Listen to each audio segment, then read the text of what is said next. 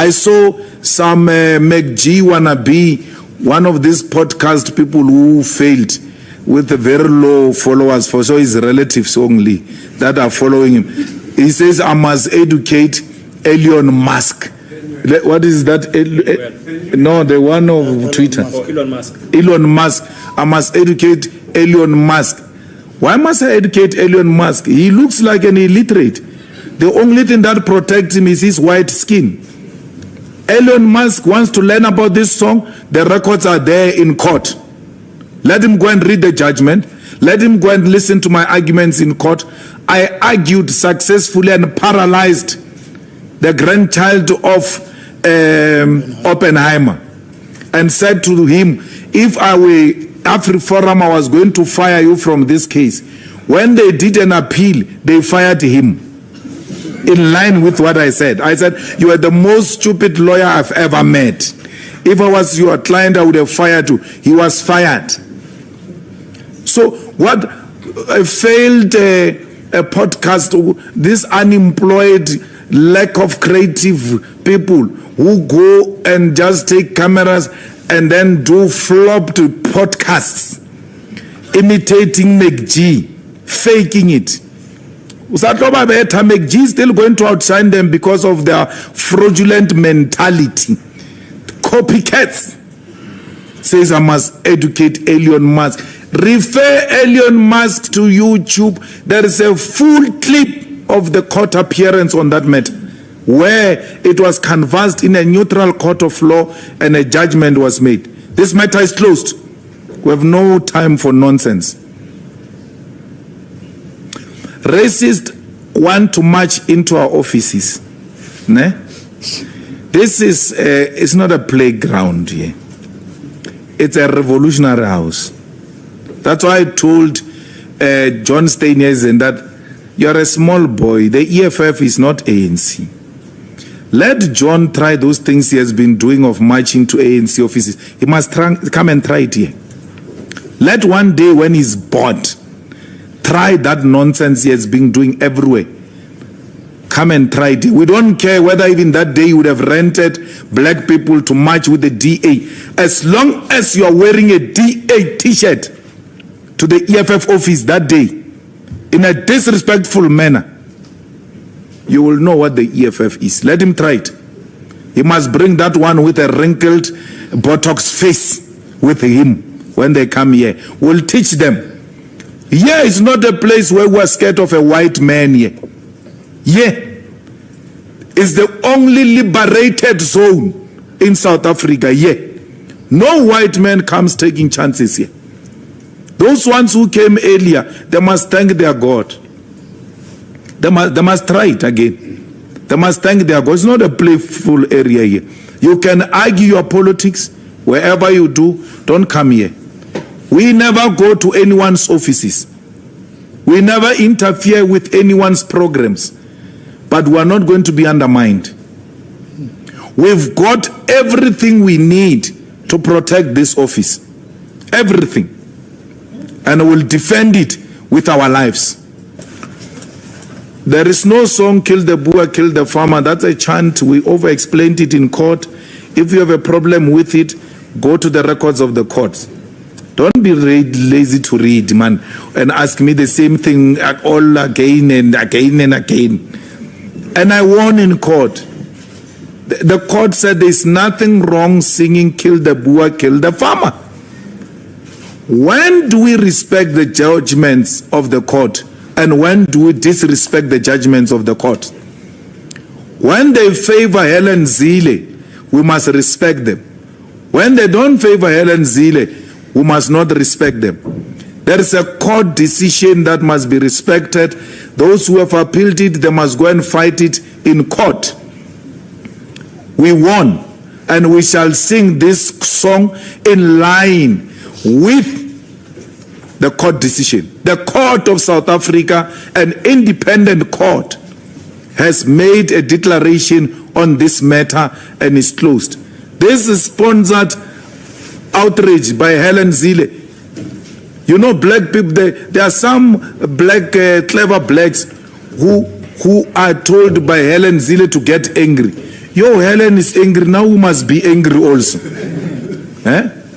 They wait for a Magogo with a wrinkled Botox face. How do Botox and wrinkles go into... That's a face of a devil. A devil. Botox with a wrinkled face. Pretending that she's angry. If Helen Zille was genuinely opposed to this, I don't even want to talk about that illiterate John Stevenson. If Helen was opposed to this for real, why didn't Helen join the case? Why didn't the DA join the case when I was taken to Equality Court? Because I now know how they operate. Look at Adrian Basson. He just goes on a rampage to a point where he went to the dustbin to clean articles of 2011. This is what we said about Malema in 2011. You can clean them the way you want, Adrian. I defeated you. FNB Stadium was full to capacity. Yo, I could imagine your face, Adrian, pink on the screen. Angry that a man you hated filled up FNB Stadium beyond capacity. You tried to destroy me with those 2011 articles. You failed. Why would you destroy me now? Why would I be destroyed by Adrian Basson now? He left Cape Town. Adrian Basson works in Cape Town. This weekend he was here in the office harassing the staff of the News 24 and saying to them, you can't say everything was successful. Find something. Find something. You are going to look for something against them. Anything that we can use against them. Then they told us, Vuyani tweeted about it. He went back to the staff and said to the staff, who told them? Who told them that I'm here? Who told them? Everything Adrian is doing in that office, we get it toe for toe. He thinks those staff members like him. They are tired of his racism. They too are tired of his racism. They've been arguing with him. Adrian, it was successful. It's enough. Let's just acknowledge it. Why do you want us to write things that didn't happen? And the fighters have been calling for us to call for the banning of News 24 in EFF activities. I don't think we must ban them, shame. We must harass them through success. They must come here and see the cakes. After here, there is music, News 24 music. And then there are drinks after. For all of you, drinks, including News 24, you can drink. You must come here. We are going to invite you here to remind you when you enter that beautiful building that we failed. This is a reminder. We're inviting you to remind you of how much you failed and how much you are going to fail. Racism will never triumph, not in South Africa. And Adrian Basson is a racist small boy who will never succeed against us. We're not going to ban any News 24. Abatlemo barekire modimu abela diyo manabarna re lebeletse manaba News 24. Re ya la ufalala modimu abela diyo. AWB they are excited, my guy. Don't worry about them. The EFF members are capable of defending their own organization and their own office. They will defend it with everything. For sure, you all know them, how fearless those people are. We're the ones who are always saying to them, hey, wait, man, wait. But otherwise, they are forever ready. Now you went to see them outside. No one called them. You guys reported that there is a situation at the EFF office. Immediately, but what? And then they came here. They were not invited by no one, none of us called anyone to bring anyone here. Our security is always tight in the office. In most cases, they are in the basement. And that's why you don't get to see them. But when there are such threats, then they have to come out. Why? We try equally to make sure that the office is not intimidating as such and is user-friendly and accessible. But when such people now come with such threats, they are left with no option but to come outside. What have I done? Where is the recourse? What happened to listening to the other side? No court has ever found us guilty about any wrongdoing. No, you are a pep, you are not good for our image, close the account. You know, Samkelo, this song Kill the Boer, if it had any negative connotation and incitement, it should have done it in the 90s. It had all the reasons to do it in the 90s. It still hasn't done it. So why would it do it now?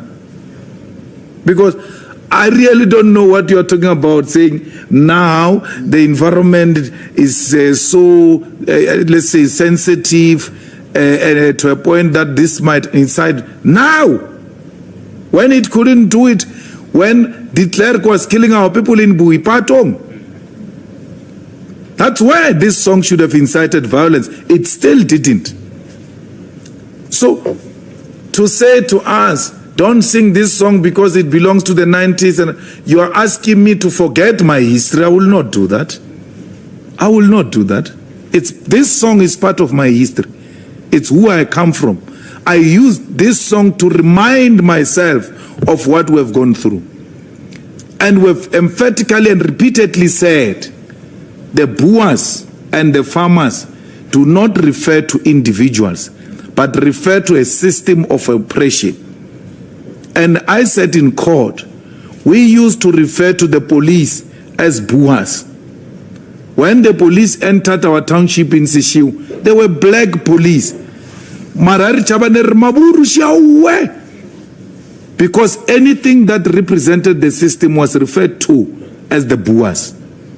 Even a black person was referred to as a Boer because he belonged to the system in a form of a police person. So from its inception, it has never been targeted at individuals. It has always been targeted at a system of oppression. And our people understand it for what it is. If we had intentions to kill anyone, we had 100,000 people under our nose. After chanting it, we would have all left that stadium in unison to go and kill the white people. But our people understand it, that it doesn't mean what these people are saying it means. So it's more relevant now, especially where you've got a problem of youth political apathy. The youth need to know what we went through, and they can only know through political education, through political songs, through political literature, that this is a system that is unacceptable, and we must stand up and participate politically to avoid the return of that system.